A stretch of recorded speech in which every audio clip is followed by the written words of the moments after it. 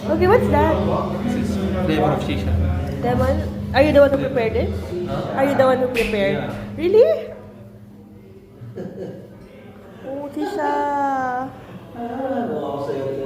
Bakit? Nakikita naman sarili mo sa akin? Charot. It smells good. Like, how do you prepare it?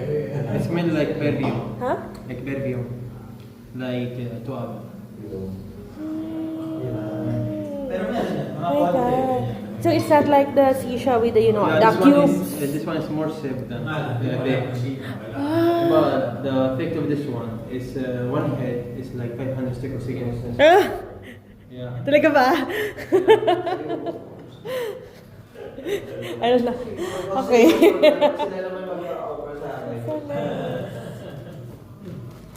So this is